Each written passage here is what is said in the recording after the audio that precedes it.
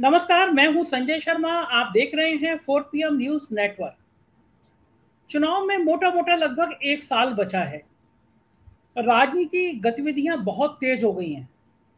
राहुल गांधी की सदस्यता जाने के बाद हर पार्टी ने मुखर होकर बोलना शुरू कर दिया है।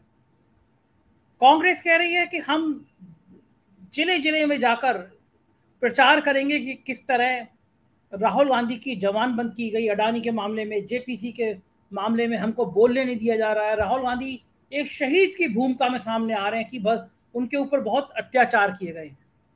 भारतीय जनता पार्टी इस बात को इस एंगल पे ले रही है कि ये मोदी के लिए बोलकर उन्होंने ओबीसी का अपमान किया है। चुनाव पास में है। 2024 का गणित क्या होगा? क्या कांग्रेस क्षेत्रीय दलों के साथ एक ऐसा मोर्चा बनाने में सफल हो पाएगी जो बिखरे हुए वोटों को एकजुट कर सके, या फिर भारतीय जनता पार्टी ऐसे वोटों को एक जगह आने नहीं देगी? मैं आज चाहता था कि मैं आपकी मुलाकात एक ऐसे शख्स से कराऊं जिनके आकलन ने, जिनके सर्वे ने, जिनकी बातों ने पूरी दुनिया में धूम मचाई है। जमीनी स्तर पर अगर राजनीति समझनी हो, नब्ज पकड़नी हो जनता की, मुद्दे समझने हो और ये समझना हो कि देश की राजनीति किस दिशा में जा रही है, किन परिस्थितियों में जा रही है, कौन से राजनेता की कौन सी रणनीति काम आएगी, तो सिर्फ और सिर्फ एक नाम है। मैं अभी आपकी मुलाकात कराऊंगा एक ऐसे शख्स से और उससे बातचीत करूंगा जिनको देखकर आप, मुझे यकीन है कि ये पूरा वीडियो खत्म होने तक छोड़ नहीं पाएंगे, क्योंकि उनके आकलन, उनके एनालिसिस, उनके तरीके और चीजों पे उनकी पकड़ है ही ऐसी। मैं बिना कुछ कहे परिचय करा रहा हूं आपका। अभय कुमार द्विवेदी, अंबेडकर विश्वविद्यालय के प्रोफेसर, पहले CNDS में रहे थे, दर्जनों किताबें लिखी हैं आपने। अभय द्विवेदी की किताबें पढ़कर ही आपको राजनीति का बहुत सारा ज्ञान हो जाएगा, सामाजिक परिवेश का ज्ञान हो जाएगा। अभय जी, बहुत बहुत स्वागत है आपका। दर्शकों की बड़ी डिमांड थी, लगातार लोग मैसेज कर रहे थे कि अभय जी को बुलाइए, वो बता पाएंगे देश की राजनीति। सबसे पहले मैं राहुल गांधी से ही शुरुआत करता हूँ। राहुल गांधी जिस तरह से अपने आप को शहीद की भूमिका में प्रस्तुत कर रहे हैं और भारतीय जनता पार्टी कह रही है ये पिछड़ों का अपमान किया है इन्होंने, इस गेम में, इस चौसर में जीत किसकी होगी, कांग्रेस की या बीजेपी? देखिए, ये अभी तो नहीं कहा जा सकता, लेकिन अभी आपने एक टिप्पणी की थी कि चुनाव पास में है। मेरा मानना है चुनाव पास में नहीं है, चुनाव दूर है और चुनाव 1 साल दूर है। और 1 साल कोई बहुत छोटी मोटी अवधि नहीं होती है। इस 1 साल में कुछ भी हो सकता है। एक तरह से देखा जाए तो ये विपक्ष के लिए भी अवसर है, 1 साल चुनाव दूर होना, और भारतीय जनता पार्टी के लिए भी अवसर है। और ये बात मैं इसलिए कह रहा हूं कि चुनाव की साल तो महत्वपूर्ण होती है, यानी 2024 चुनाव से पहले की साल चुनाव के साल से भी ज्यादा महत्वपूर्ण होती है। तो ये चुनाव दूर है, लेकिन चुनाव की साल बहुत महत्वपूर्ण है। इसमें विपक्ष के पास अवसर ये है कि वो 10 साल चलने वाली एक सरकार के खिलाफ जो स्वाभाविक रूप से एंटी इनकम्बेंसी जमा हो जाती है, उसके खिलाफ एक ट्रिगर पॉइंट ढूंढ ले, एक ऐसा ट्रिगर पॉइंट ढूंढ ले जिसके कारण वो एंटी इनकम्बेंसी स्नोबॉल होनी शुरू हो जाए, यानी हर बार जब लुढ़के तो अपने आसपास की जमीन अपने साथ लेके बड़ी बड़ी होती चली जाए।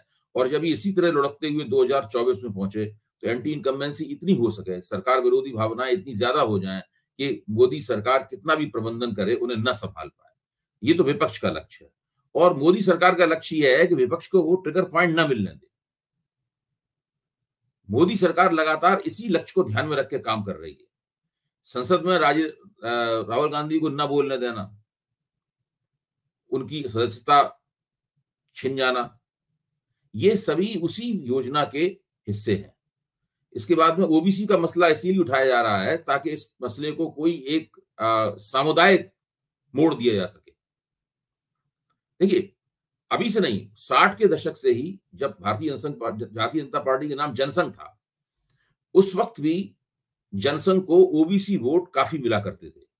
यादवों के वोट समाजवादी पार्टी के पास थे, लेकिन लोधियों के वोट और एक हद तक काशियों के वोट, शाक्य समुदाय के वोट जनसंघ के साथ थे। तो दीनदयाल उपाध्याय के नेतृत्व में जो एक सोशल इंजीनियरिंग हुई थी, ये उसका परिणाम था। तो ऊंची जातियों का एक बड़ा हिस्सा जनसंघ को वोट दिया करता था, बाकी सब कांग्रेस में जाते थे। और जनसंघ लोधियों और काशियों के दम पर उत्तर प्रदेश में चुनाव लड़ता था। आज की स्थिति यह है कि उसमें बहुत ज्यादा वोट जुड़, एक तो जो ऊंची जातियां हैं वो बिल्कुल भारतीय जनता पार्टी का जेबी वोटर बन गई। लोधी उनके साथ मजबूती के साथ है ही, केवल एक बार को छोड़कर जब कल्याण सिंह उनसे अलग हो गए थे, उस अपवाद को छोड़कर बाकी तौर पर मजबूती से उनके साथ है। काशी समुदाय भी उनके साथ है। और इस बीच में कुछ दलित समुदाय के भी एक हिस्से को, जो आता जाता रहता है, कभी ज्यादा हो जाता है कभी कम हो जाता है, स्थायी रूप से नहीं, लेकिन दलित समुदाय का भी एक हिस्सा उनको वोटर के तौर पर मिलता है। ऐसे में भारतीय जनता पार्टी नहीं चाहती कि कोई एक ऐसी घटना उसके खिलाफ हो जाए जिससे जो फेंस सिटर वोटर है, यही जो ना इधर है ना उधर है, इसकी पार्टी निष्ठाएं स्पष्ट नहीं है, जो आमतौर पर 15% से 25% के बीच में होता है। निर्भर करता है कि चुनावी प्रतियोगिता का किरदार क्या है। अगर चुनावी प्रतियोगिता बहुत कड़ी हुई तो फेंस सिटर वोटर की संख्या ज्यादा बढ़ जाती है। अगर चुनावी प्रतियोगिता काफी ध्रुवीकृत हुई तो फेंस सिटर वोटर कम हो जाता है। तो वो फेंस सिटर वोटर यानी बीच का जो वोटर है, उस बीच के वोटर के दिमाग में कहीं ये सवाल ना आ जाए जो कि राहुल गांधी उठा रहे हैं। कहीं वो भी ना पूछने लगे कि भाई अडानी की शेल कंपनियों में 20,000 करोड़ रुपए कैसे आ गया, सरकार इसका जवाब क्यों नहीं दे रही है। क्या अडानी ने ही, जब नरेंद्र मोदी मुख्यमंत्री थे तो वाइब्रेंट गुजरात का जो पूरा कार्यक्रम था वो अडानी ही उसके नियोजक और संगठक थे। ये तमाम बातें उस फैन सिटर वोटर के, उस बीच में खड़े हुए वोटर के दिमाग में ना आ जाए, ये भारतीय जनता पार्टी की कोशिश है। क्योंकि उस वोटर के दिमाग में जब कुछ बातें आ जाती हैं तब वो उनको मुखर होता है, तो ऊंची आवाज में पूछता है उसको, तो वो दीवार के दोनों तरफ उसकी आवाज सुनाई पड़ती है। जो बीजेपी के खिलाफ हैं वो भी उसकी आवाज सुनते हैं और बीजेपी के और ज्यादा खिलाफ हो जाते हैं।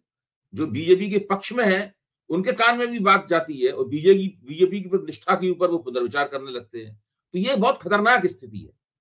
इस खतरनाक स्थिति से बचने के लिए भारतीय जनता पार्टी ने वो काम किया है जो उसने पिछले 9 साल में भी नहीं किया था। भाजपा ने कभी भी 9 साल में संसद की कार्रवाई नहीं रोकी। इस बार उसने विपक्ष पे आरोप लगाती थी कि संसद की कार्रवाई आप रोक लेते हैं, लेकिन राहुल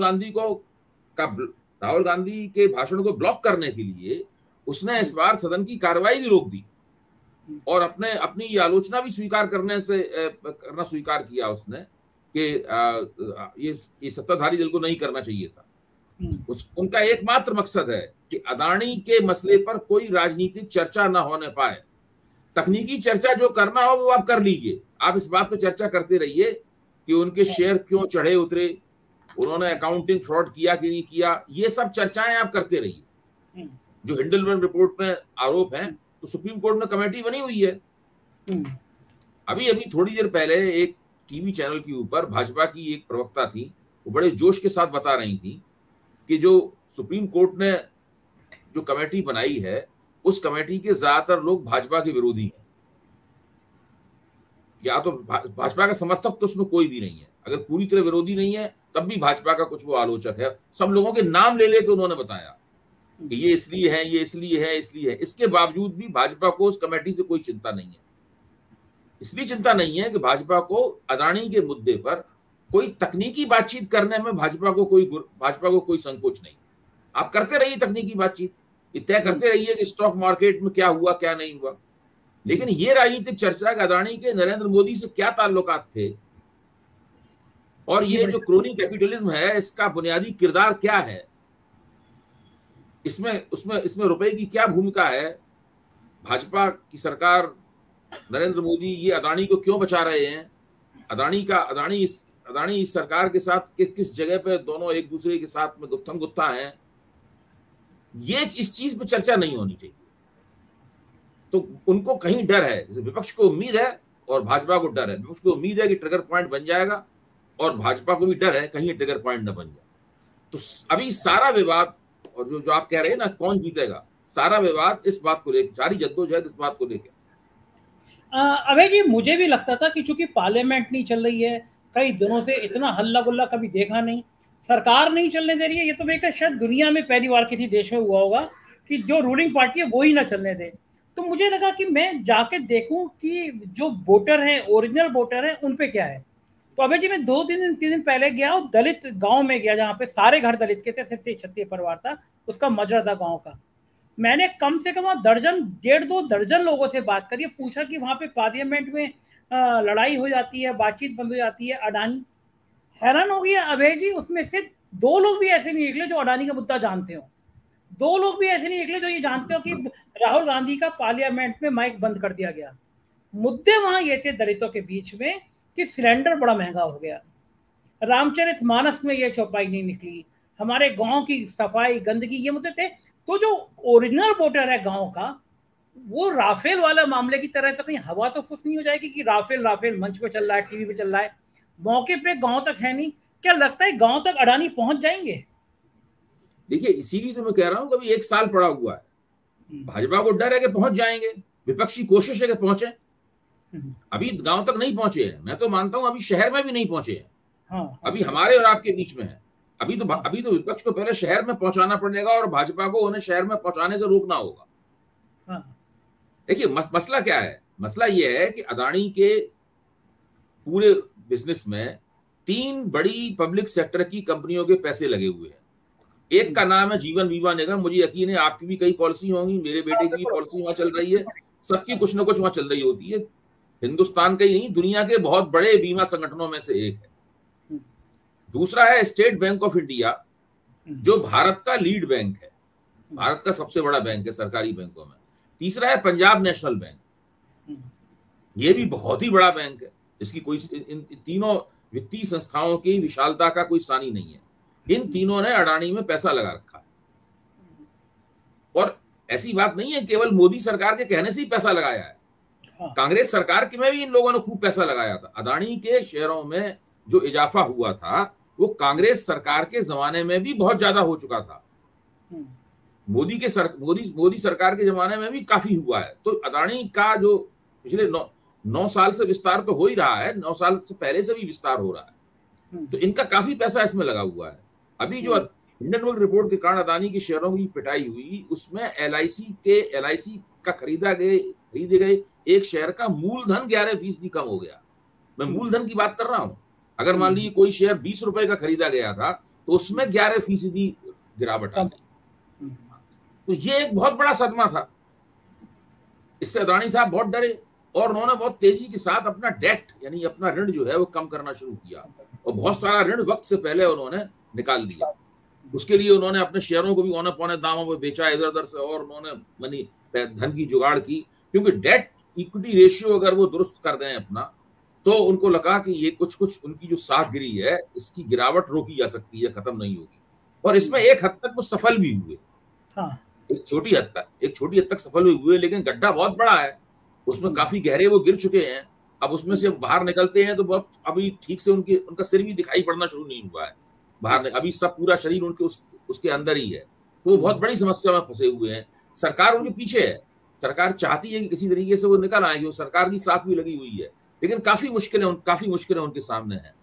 अब सवाल इस बात का है कि विपक्ष इस बात को उन लोगों तक कैसे पहुंचाएगा। इसके 2 तरीके हैं, एक तो विपक्ष की कोशिश है, दूसरी थोड़ी किस्मत भी विपक्ष के साथ होनी चाहिए। अगर कभी एलआईसी को, एसबीआई को और पीएनबी को झटका लगा, जिस दिन इन लोगों को तगड़ा झटका लगेगा, इन तीनों संस्थाओं को, और उसकी खबर देश भर में फैलेगी, तब शहर के और गांव के जो खुशहाल लोग हैं उनको लगेगा कि उनकी जेब के ऊपर डाका पड़ा है। सही बात। तब फिर वो लोग पूछेंगे ये अडानी नाम का बंदा कौन है। तब फिर वो अपनी महंगाई, बेरोजगारी की समस्याओं का रिश्ता इस कांड के साथ जोड़ेंगे। अभी दोनों चीजें अलग अलग हैं। अडानी का प्रकरण अलग है और महंगाई, बेरोजगारी की समस्या अलग है। महंगाई, बेरोजगारी, प्रशासन में रोजमर्रा का भ्रष्टाचार, सरकार का जातिवाद, भाई भतीजावाद, जो भी है, मतलब जिसकी वजह से जनता नाराज होती है, वो एक अलग चीज है। लेकिन अडानी के मसला अभी उनसे जुड़ा नहीं है। जब इन सबकी एक श्रृंखला बन जाएगी, जब ये लगने लगेगा कि ये सब चीजें, पेट्रोल हमें इसलिए महंगा है कि सरकार ने अडानी को कुछ माल दे दिया, अगर इस तरह की भावना फैलती है, अगर इस तरह की अगर भावनाएं फैलती हैं, तब फिर अडानी का मुद्दा एंटी इनकम्बेंसी का ट्रिगर पॉइंट बनेगा। अगर ये ऐसा नहीं हुआ, तब फिर ये केवल विशेषज्ञों के बीच में, मीडिया विशेषज्ञों के बीच में, समीक्षकों के बीच में और उन लोगों के बीच में जो कि इंटरेस्टेड पार्टीज हैं, मतलब जो हैं, उनके बीच में ही चर्चा का विषय बनकर रह जाएगा। अबे जी एक सवाल और उठा, जैसे आज भी उठा कि जब राहुल गांधी अडानी पर हमला कर रहे थे, पड़ोस में गहलोत बैठे हुए थे। गहलोत, भूपेश सिंह बघेल, इनके यहाँ रिलायंस, सॉरी क्षमा कीजिएगा, अडानी ने जितना इन्वेस्टमेंट किया है ममता बनर्जी के यहाँ, वामपंथी केरल में, तो ये विपक्ष ये बात मांग उठ रही थी कि कांग्रेस के अंदर ये बहुत बड़े संख्या में लोग ऐसे हैं जो या तो अडानी से उपकृत हुए या अडानी ने उनके इस राज्य में जाकर निवेश किया है। तो जब सवाल उठता है गहलोत का, सवाल उठता है भूपेश बघेल का कि भाई ये अडानी के खिलाफ कैसे बोलेंगे जब हजारों करोड़ का निवेश है, वो बोल भी नहीं रहे। ये बात ऊपर से देखने में पेचीदा लगती है, लेकिन ये पेचीदा है नहीं बात। इसलिए पेचीदा नहीं है कि एक बड़ा बिजनेसमैन है, मान लो रिलायंस वाले हैं, अदानी वाले हैं, टाटा हैं, बिरला हैं, जो भी हैं, एक बड़ा बिजनेस, अगर किसी व्यापारी, किसी बड़े उद्योगपति ने कुछ गड़बड़ियां की हैं और उसकी गड़बड़ियों पर रोशनी डाली जा रही है, इसका मतलब ये नहीं है कि उसका पूरा व्यापार गड़बड़ है। भाई एक देश के सबसे बड़े दो तीन जो उद्योगपति हैं, दो तीन तो घराने हैं, उनका तो ऐसा कोई क्षेत्र नहीं है जहां पे उनका व्यापार ना हो। अगर उन्होंने कोई गड़बड़ियां की हैं और उन गड़बड़ियों का पर्दाफाश किया जा रहा है, उनकी आलोचना की जा रही है, इसका मतलब ये नहीं है कि जो जहां वो ढंग से व्यापार कर रहे हैं या वो कर सकते हैं, जहां पे कोई विवाद नहीं है, ये कहा जाए ये क्यों हो रहा है। ये सवाल वो लोग उठाते हैं जो लोग दरअसल अडानी के साथ जुड़े हुए विवाद को थोड़ा सा पर्दा डालना चाहते हैं। इसलिए वो लोग दिलचस्पी के साथ इस सवाल को बार बार उठाते हैं कि गहलोत के यहाँ है, छत्तीसगढ़ में उसका है, या और विपक्ष की दूसरी सरकारों में है। तो इस बात का जवाब दिया जा सकता है, लेकिन इसके लिए दिमाग साफ करके कांग्रेस को और दूसरी विपक्षी पार्टियों को कुछ प्रयास करना होगा।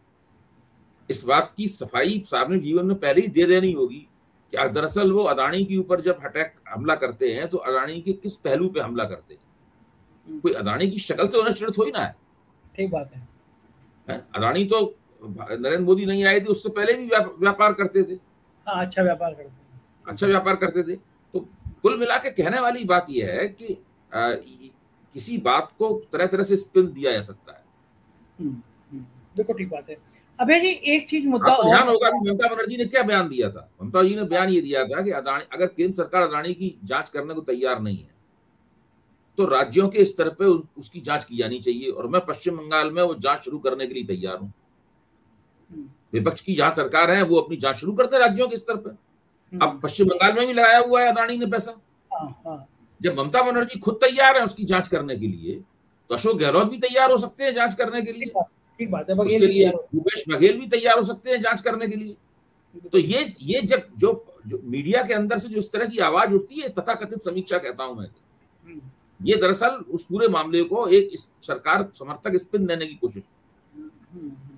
अभी जी एक चीज और सामने आ रही है, अखिलेश यादव ने भी आज इशारा किया कि अब कांग्रेस को क्षेत्रीय दलों का महत्व समझना चाहिए, साथ लाना चाहिए।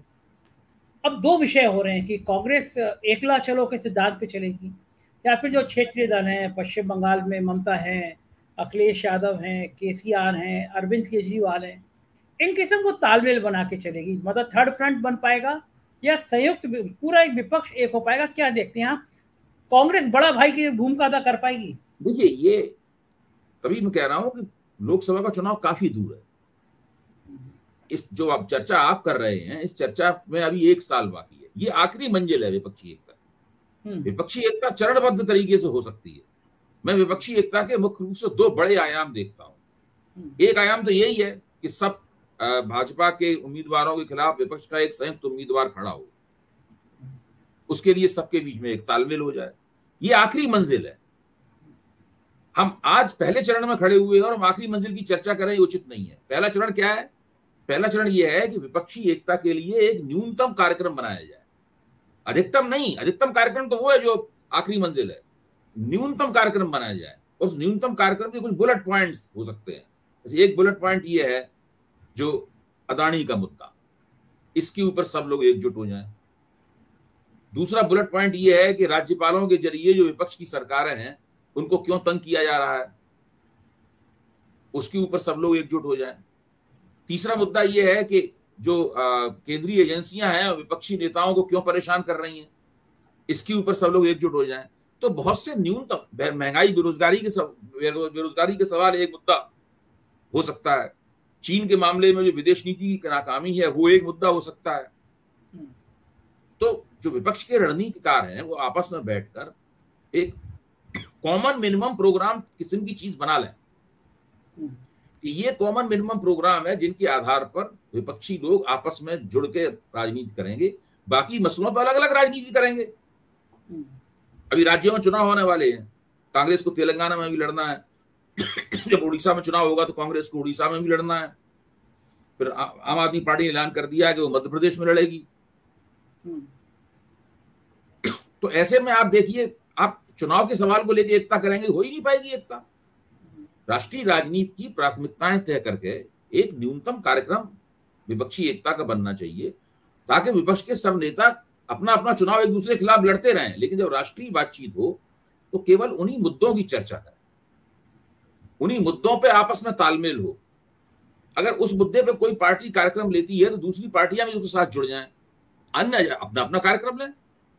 तो जब तक इस प्रकार की समझदारी नहीं बनेगी, इस प्रकार का सामंजस्य नहीं बनेगा, तब तक इसी प्रकार की बातें होती रहेंगी कि जो सबसे आखिर में होना है उस पर आज हम चर्चा कर रहे हैं, उसका कोई मतलब ही नहीं। आपको क्या लगता है ये जो राहुल गांधी वाला पूरा घटनाक्रम हुआ, बीजेपी को खुद क्या लग रहा होगा कि ये सही हुआ, हमारे फायदे में रहा, या बीजेपी को अब लग रहा होगा हम हिट विकेट हो रहे हैं इसमें? देखिए, भाजपा जिस मानसिकता के तहत काम करती है वो उसके हिसाब से तो लग रहा होगा कि वो काफी फायदे में है। और वो मानसिकता ये है कि अपने, अगर उनके विपक्षी की ऐसी छवि जनता में जा रही है कि विपक्षी कमजोर है। राहुल गांधी ने भारत जोड़ो यात्रा की थी तो उनकी छवि में एक उछाल आया था, खुद भाजपा के लोगों ने भी हिचक के साथ इस बात को मान लिया था। लेकिन अब इस प्रकरण से भाजपा को ऐसा लगने लगा है कि भारत जोड़ो यात्रा की जो उपलब्धियां थी तो सीधे सीधे राहुल गांधी के खाते में दर्ज हो गई थी, खाते में क्रेडिट हो गई थी, जो है वो उपलब्धियां अब डेबिट हो गई हैं। ये भाजपा को लगने लगा है। भाजपा लगने लगा है कि हमने राहुल गांधी को बेचारा बना दिया है, उनको सजा भी दिलवा दी, उनकी सांसदी भी छीन ली, उनको संसद में बोलने भी नहीं दिया। इससे पहले जब वो बोले थे तो उनकी जो उनका जो भाषण था उसको संसद के रिकॉर्ड से निकलवा दिया। यानी अदानी वाले मसले पर राहुल गांधी का कुछ भी बोला हुआ संसद में मौजूद ही नहीं है। 25-30 साल बाद इस पे जब कोई रिसर्च करेगा तो उसे कोई रिकॉर्ड ही नहीं मिलेगा, क्योंकि वो मौजूद ही नहीं है। पहले तो जो बोला उसको हटा दिया रिकॉर्ड से और बाद में फिर बोलने नहीं दिया। तो ये है भाजपा को लग रहा होगा कि जो टीना फैक्टर है मोदी के खिलाफ, देयर इज नो अल्टरनेटिव, विकल्पहीनता की जो स्थिति है वो राहुल गांधी को अगर कमजोर दिखाया जाए तो विकल्पहीनता की स्थिति और मजबूत होती है। विकल्पहीनता का फायदा ये होता है कि जो लोग सरकार से नाराज भी होते हैं वो फिर बाद में सरकार को ही वोट दे देते हैं, बोले भाई इसके अलावा कोई है ही नहीं मैदान में और यही सरकार चला सकते हैं, यही तक चला रहे हैं, थोड़ी बहुत कमी बेशी है, देखा जाएगा अगले चुनाव में, तो उनके वोट भी मिल जाते हैं। जब विकल्प स्पष्ट होता है सामने तो लोग जरा भी नाराज होते हैं तो विकल्प के ऊपर गौर करने लगते हैं। अपनी हमेशा चुनावी प्राथमिकताएं उनकी जो है उस पर विचार करते रहते हैं, तो कभी फिक्स नहीं होती, जो पॉलिटिकल प्रायोरिटीज हैं वो फिक्स नहीं होती। तो ये भाजपा को लग रहा होगा कि इसकी वजह से वो फायदे में है। और मैं आपको बताऊं, अभी भाजपा फायदे में है भी आज की तारीख में। ये विपक्ष का काम है कि इस फायदे को नुकसान में बदले। विपक्ष को इसके लिए काफी मेहनत करनी पड़ेगी। जैसे कि आपने कहा ना कि लोगों को पता ही नहीं था कि अदानी कौन है।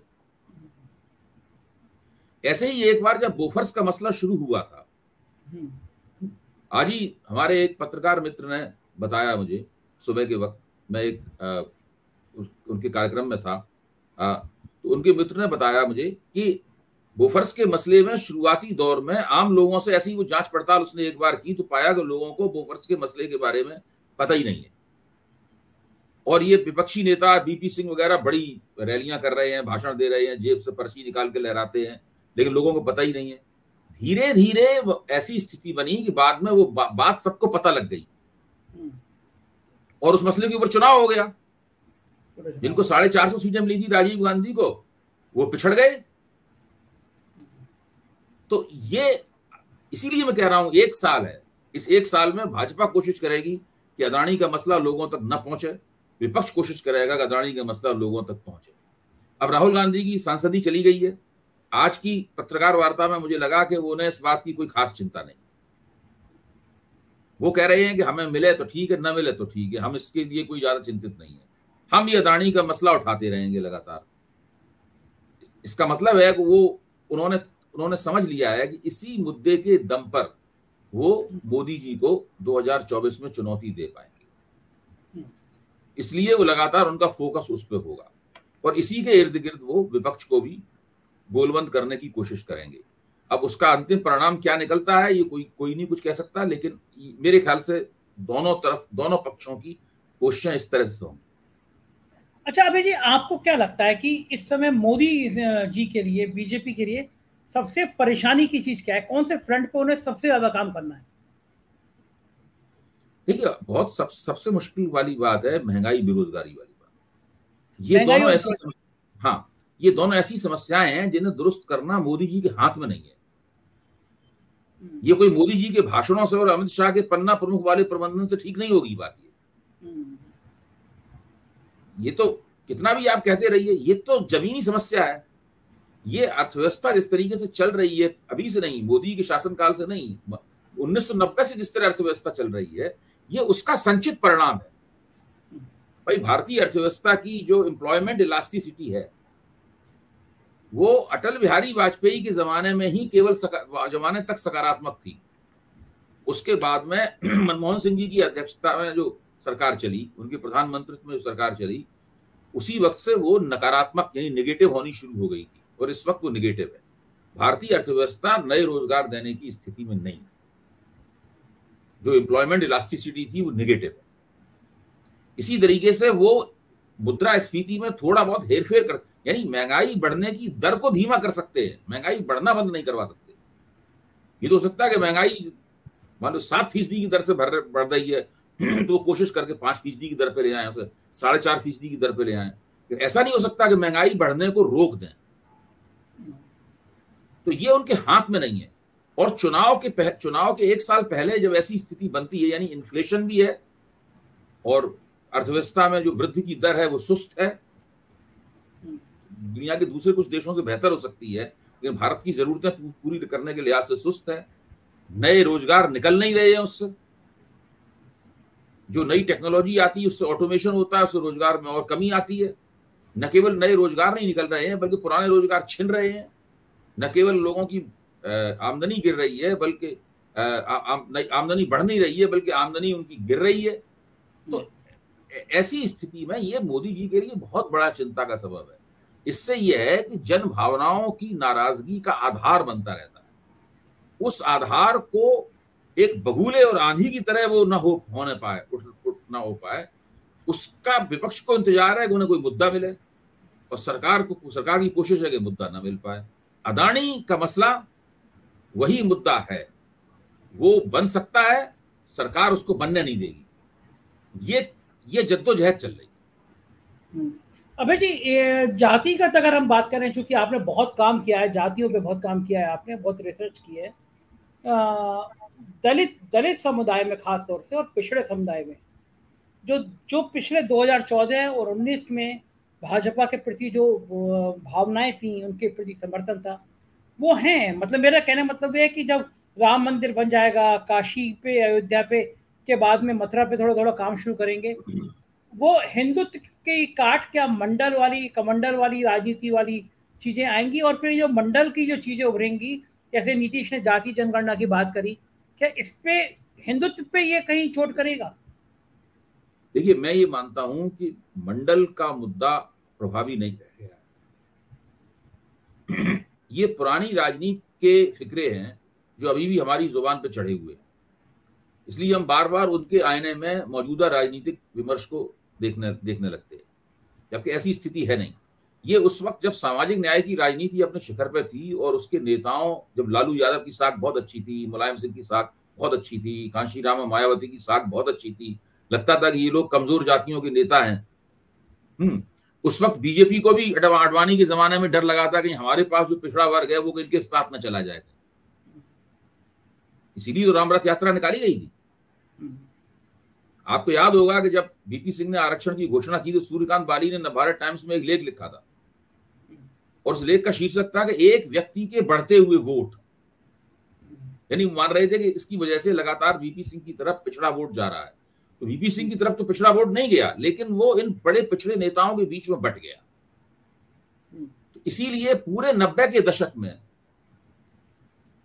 और नई सदी के दशक में भी कई सालों तक जो सामाजिक न्याय की पार्टियां थीं, ये 3 पार्टियां खासतौर से राष्ट्रीय जनता दल, बहुजन समाज पार्टी और समाजवादी पार्टी, ये तीनों पार्टियां भारतीय जनता पार्टी को पूर्ण बहुमत लेने से रोकती नहीं, क्योंकि अच्छा प्रदर्शन करती थी अपने अपने क्षेत्रों में। जैसे ही इन पार्टियों का प्रदर्शन गिरा,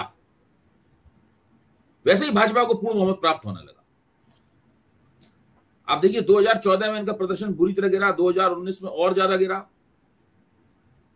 वैसे ही भाजपा को, जब इनका जनाधार भाजपा की तरफ खिसकना शुरू हुआ, तब फिर भाजपा को पूर्ण बहुमत प्राप्त होने लगा। अगर ये पार्टियां मजबूत होंगी तो भाजपा की कीमत तो मजबूत होगी, क्योंकि इनका निर्वाचन, इनका जो जनाधार है वो कांग्रेस में तो कोई है नहीं, सारे लोग भाजपा से निकल के जाएंगे। तो भाजपा इसलिए इन पार्टियों को मजबूत होते हुए नहीं देखना चाहती। उसकी पूरी कोशिश होती है कि ये पार्टियां हमारे खिलाफ कोई बड़ी बात ना कर पाए, सक्रिय न रह पाए। इसके लिए वो डिस्प्रपोर्शनेट एसिड का केस का भी इस्तेमाल होता है। लंबे अरसे तक इन लोगों के हाथ में सत्ता रही है, तो इन लोगों के जो कुछ काम इस तरह के हैं जिनका भाजपा ने फाइलें, डोजियर्स बना रखे हैं, फाइलें बना रखी हैं, और हम सब लोग जानते हैं कि उसके जरिए किस तरीके से इनको निचोड़ा जाता है, रोका जाता है और इनके रास्ते में इनको चुप कराया जाता है। तो वो प्रक्रियाएं भी चलती रहती हैं। तो राजनीति, यहाँ पर राजनीति की कई परतें हैं। फिर भाजपा इस मामले में बड़ी कुशल है कि वो विभिन्न समुदायों को अपने साथ जोड़ने के लिए नई नई युक्तियां अपनाती रहती है। तो वो प्रोसेस भी साथ में समांतर चलता रहता है। तो दूसरे एक और बात है, 2014 के बाद से राजनीति करने के जो तरीके 2014 से पहले बहुत ही कामयाब थे, 2014 के बाद राजनीति करने के बहुत से तरीके उतने कामयाब नहीं रह गए। उन तरीकों से राजनीति करने वालों को कुछ नया आइडिया लाना चाहिए। और वो नया आइडिया से कम्युनिस्ट क्यों फेल हो रहे हैं? क्योंकि अब उनके जो किसान आंदोलन जिस तरह से होता था, जिस तरीके से मजदूर आंदोलन होता था, जिस तरह उनका छात्र आंदोलन होता था, उस तरह वो नहीं कर पा रहे। उनको वो लोकप्रियता नहीं हासिल हो रही है, होल टाइमर्स नहीं मिल रहे हैं, जनाधार नहीं प्राप्त हो रहा है। जहां एक बार चुनाव हार जाते हैं, वापसी नहीं होती। त्रिपुरा में चुनाव हार गए, वापसी की कोई गुंजाइश नहीं है। पश्चिम बंगाल में चुनाव हार गए, वापसी की कोई गुंजाइश नहीं। इसी तरीके से समाजवादियों के साथ में और ये अम्बेडकरवादियों के साथ में भी यही स्थिति है, लोहियावादियों के साथ भी यही स्थिति है, जो लोग कर्पूरी ठाकुर का नाम लेते हैं उनके साथ भी यही स्थिति है। तो ये लोग एक बार जब इनका पतन शुरू होता है तो दोबारा अपने ग्राफ को नहीं उठा पाते हैं। देखिए भाजपा का बहुत बड़ा पतन हुआ था 1984 में, 2 सीटें रह गई थी। उन्होंने बताया कि हम अपने ग्राफ को फिर से उठा सकते हैं। उन्हें फिर 84 के बाद कितना समय लगा, 2014, यानी 30 साल लगे उन्हें। पूरे 30 साल तक उन्होंने कदम ब कदम संघर्ष किया, नई नई रणनीतियां अपनाई और वो 2014 में पूर्ण बहुमत तक पहुंच गए। अब ये पार्टियां हार रही हैं, इन्हें भाजपा से सबक लेके अपने ग्राफ को उठाने की कोशिश शुरू करनी चाहिए। मेरे ख्याल से तो नहीं कर पा रहे।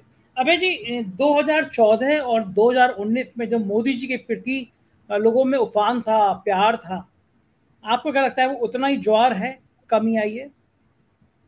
देखिए, ये नापने का हम लोगों के पास कोई यंत्र नहीं है। जो सर्वे करने वाली एजेंसियां भी जो नापजोक करती हैं, वो उसको भी मैं कोई खास महत्व नहीं देता, क्योंकि सर्वे के हथकंडे वगैरह बहुत विश्वसनीय नहीं रह गए। मैं उनके ऊपर कोई इल्जाम नहीं लगा रहा हूं, आलोचना नहीं कर रहा हूं, मैं बता रहा हूं वो ठीक है, उससे थोड़ा हांडी के एक चावल का पता लग जाता है, इससे ज्यादा कुछ पता नहीं लगता। और ये राजनीति जो है ना, उसमें चावल किस्म किस्म के होते हैं। हांडी में तो एक ही किस्म के चावल होते हैं, एक चावल उठाया पता लगा लिया। ये राजनीति एक ऐसी हांडी है, इसमें 50 तरह का चावल है, उसमें सेला भी पड़ा है, रामभोग भी पड़ा है, बासमती भी पड़ा है, सब चावल। एक चावल उठाएंगे आप तो पता नहीं लगेगा दूसरा चावल क्या काम कर रहा है, तो पका है कि नहीं पका है। इसलिए ये सब नहीं पता लगाया जा सकता। मोटे तौर पे कहा जा सकता है कि इस वक्त देश में एक ऐसा नेता है जो एक मंच से खड़े होकर पूरे देश को संबोधित कर सकता है, उसका नाम है नरेंद्र मोदी। जिन इलाकों में भाजपा का प्रभाव नहीं है वहां भी उसकी बात सुनी जाती है, जहां प्रभाव है वहां तो सुनी जाती है। ऐसा कोई नेता अभी मौजूद नहीं है। दूसरा, बनने की कोशिश हो रही है। राहुल गांधी ने भारत जोड़ो यात्रा के मैं अपने को इस तरह का नेता बनाने की कोशिश की। दूसरी इस तरह की कोशिश अरविंद केजरीवाल द्वारा होती है, वो भी अपने आप को इस तरह के नेता के रूप में प्रोजेक्ट करना चाहते हैं। केवल राहुल गांधी एक ऐसी पार्टी के नेता है जो सिकुड़ती हुई पार्टी है, अरविंद केजरीवाल एक ऐसी पार्टी के नेता है जो फैलती हुई पार्टी है। छोटी पार्टी है लेकिन फैलती हुई पार्टी। तो ये दोनों में बुनियादी रूप से फर्क है। लेकिन अभी भी कांग्रेस के पास देश के बहुत से इलाकों में काफी राजनीतिक शक्तियां हैं, स्थानीय स्तर पर काफी नेता हैं। कांग्रेस की प्रमुख समस्या यह है कि उसका आला कमान कमजोर है। इसलिए इस समस्या का ठीकरा राहुल गांधी के दरवाजे पे धैर्य पे भी फूटता है, सोनिया गांधी के धैर्य पे भी फूटता है, प्रियंका गांधी की धैर्य पे भी फूटता है। ये तीनों मिलकर कांग्रेस को एक मजबूत आला कमान दे पाने में असमर्थ रहे। अगर कांग्रेस का आला कमान मजबूत होता तो अभी राजस्थान में गहलोत की और पायलट की सिर्फ फुटबॉल न चल रही होती। ठीक बात। अभी मध्य प्रदेश में कांग्रेस की इकाई में मतभेद नहीं होते। हिमाचल प्रदेश में चुनाव जरूर जीत गए, वहां कितना कांग्रेसियों में मतभेद था इसकी आप जानते ही हैं उसकी पूरी कहानी। जनता ने चुनाव जिता दिया। हाँ, ठीक बात है। लोग कह रहे हैं कर्नाटक में भाजपा की हालत बहुत खस्ता है, हिमाचल प्रदेश जैसे ही होगा, कांग्रेस जीतना जीते जनता उसे जिता देगी। लेकिन बजाय इसके कांग्रेस को प्रयास करके अपनी योजना के मुताबिक चुनाव जीतते हुए दिखना चाहिए।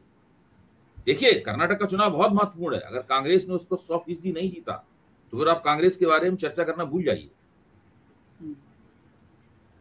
बिल्कुल ठीक कह रहे हैं। अच्छा अभय जी, आप भी उत्तर प्रदेश से आते हैं। उत्तर प्रदेश में कांग्रेस क्या करेगी? वो सपा के साथ जाएगी, वो बसपा के साथ जाएगी, वो अकेले लड़ेगी? मेरा मानना है कि कांग्रेस की बजाय ये सवाल जो है वो समाजवादी पार्टी के सामने रखा जाना चाहिए, अखिलेश के सामने। अखिलेश ने पिछले विधानसभा चुनाव में एक तो विपक्ष की एकता करने में, पिछड़ी जातियों की एकता करने में कामयाबी हासिल की, इसका श्रेय उनको जाना चाहिए। दूसरा, मुसलमानों का एक असाधारण ध्रुवीकरण समाजवादी पार्टी के पक्ष में हुआ। ना तो वैशी को कुछ मिला, ना कांग्रेस को कुछ मिला, ना बसपा को कुछ मिला, किसी कुछ नहीं मिला। सारे मुसलमान वोट अखिलेश के खाते में गए। मैं ये मानता हूं कि लोकसभा चुनाव में न तो वैसी पिछड़ी एकता अखिलेश के पक्ष में होगी, न ही मुसलमानों के उस तरह से वोट अखिलेश के पक्ष में जाएंगे। इस चीज को समाजवादी पार्टी की रणनीतिकार भी अच्छी तरह से जानते हैं। हाँ, अभी बहुत समय है उनके पास ये सोचने का कि उन्हें करना क्या है। राहुल गांधी की भारत जोड़ो यात्रा की एकमात्र चुनावी उपलब्धि यह है कि वो देश के मुसलमानों को ये संदेश देने में कामयाब रहे हैं कि वो लोकसभा चुनाव में मोदी के प्रमुख प्रतिद्वंदी वही होंगे। इस बार मुसलमान वोट कांग्रेस को बहुत हमदर्दी से देखने वाला है और वो उत्तर प्रदेश में उससे बहुत नुकसान होगा अखिलेश यादव को। तो सोचना उनको है कि वो कांग्रेस के साथ डील कैसे करें। तो मायावती की और कांग्रेस की डील की तरफ आप नहीं देख रहे हैं? देखिए, मायावती की समस्या दूसरी है। अखिलेश के पास कम से कम अपना जनाधार तो है पक्का। मायावती का तो जनाधार ही उनका साथ छोड़ रहा है। भाई, अगर पश्चिमी उत्तर प्रदेश में अगर जाटव वोटों ने भाजपा का साथ ना दिया होता तो भाजपा का जाट वोटों की नाराजगी के कारण सुपड़ा साफ हो गया होता। वो पश्चिमी उत्तर प्रदेश में बची इसीलिए भाजपा कि जाट वोटों की कमी का एक हिस्से की पूर्ति जो है वो जाटव वोटों ने की। ये बसपा के इतिहास में पहली बार ऐसा हुआ। अब ये अभी तक रहस्य है कि पता नहीं लग पा कि क्यों हुआ। मायावती ने करवाया या अपने आप हो गया। अगर मायावती ने करवाया तब भी बड़ी गलत बात है, अपने आप हो गया तब भी बड़ी गलत बात है। दोनों ही हालतों में इसकी जवाब मायावती को ये सवाल अपने आप से पूछना चाहिए कि भाई ये ऐसा क्यों हुआ। आप ये कह के हमारी ऐसी झूठ बोला जा रहा है और जनता की एकता तोड़ी जा रही है, ये तो जनता को सुनाने की बात है। अबे जी, अगर कांग्रेस अकेले लड़ती है उत्तर प्रदेश में, तीनों पार्टियां अलग अलग लड़ती हैं, सपा बसपा कांग्रेस, तो क्या भविष्य देखते हैं आप? नहीं, तीनों पार्टियां अलग अलग लड़ेंगी तो फायदा तो भारतीय जनता पार्टी को होगा हर हालत में। कांग्रेस आपके अच्छा मान लीजिए अभी चुनाव होते हैं, क्योंकि आपका आकलन बहुत सही होता है। अभी चुनाव देखिए, चुनाव का आकलन करना बम्बईया फिल्म हिट होगी नहीं होगी इसका आकलन करना है। मैं कभी नहीं करता हूँ। बम्बैया फिल्म अच्छा, अच्छी फिल्म फ्लॉप हो जाती है। वैसे अच्छा मोटे तौर पे क्या लगता है, अगर मान लीजिए अगले 1 महीने बाद चुनाव हो जाए तो कांग्रेस उत्तर प्रदेश में कितनी सीटें जीत पाएगी? 2-3-4 सीटें, और क्या बस। अगर 5 3-4। सीटें भी जीत गए तो समझो बहुत बड़ा काम कर लिया। और 5 ही 6 सीटें, 5 से 10 सीटें समाजवादी पार्टी जीतेगी। उनकी तो उतनी थी, है वो उनकी तो उतनी रह उतनी थी, जाएंगी, उससे भी कम रह जाएंगी। उससे बाकी भी कम सब रह एक दो बहुजन समाज, वो कुछ बहुजन, बाकी सब वही 60-70 सीटें वो जीत लेगी भारतीय जनता पार्टी बड़े आराम के साथ। तो देखिए, बीजेपी। जब तक राजनीतिक शक्तियों का संतुलन वहां बदलेगा नहीं और सामाजिक शक्तियों का संतुलन नहीं बदलेगा, तब तक केवल महंगाई बेरोजगारी के दम पे वहां पे आप नहीं हरा सकते। लोग नाराज भी रहेंगे, आप ये भी कहते रहेंगे बड़ी महंगाई बेरोजगारी है, लेकिन बाद में वो गा बजा के मोदी जी को वोट दे आएंगे आगे। ये है। लेकिन अगर कोई राजनीतिक शक्तियों का संतुलन बदलता है, कुछ अदानी वाला मसला भड़कता है, लोगों को लगता है कि भाई अदानी के मसले के जरिए उनकी जेब पे डाका मारा गया है, या देश की समस्याओं की जड़ ऐसे इस तरह के कामों, इस तरह के प्रकरणों में भी है, तब फिर वो जरूर सोच सकते हैं कि इस बार हम वोट देने कुछ नए किसी और को वोट दें। तो आपका मोटे मोटे तौर पर आपका मानना यह है कि देश का सबसे बड़ा राज्य उत्तर प्रदेश, सबसे ज्यादा सीटें देने वाला राज्य उत्तर प्रदेश, अगर यहाँ पे भारतीय जनता पार्टी को रोकना है तो कांग्रेस को सपा के साथ और सपा को कांग्रेस के साथ एक अलायंस बनाना होगा, तभी बीजेपी को रोका जा सकता है। सोचना पड़ेगा उन लोगों को, और बहुत वो अलायंस चुनाव के 1 हफ्ते पहले बनाएगा तो नहीं फायदा होगा उससे। उसमें कोई फिर दोनों पार्टियां जेल नहीं कर पाती। देखिए, इसीलिए मैं कहता हूं एक न्यूनतम विपक्ष का एक संघर्ष का न्यूनतम कार्यक्रम बन जाए।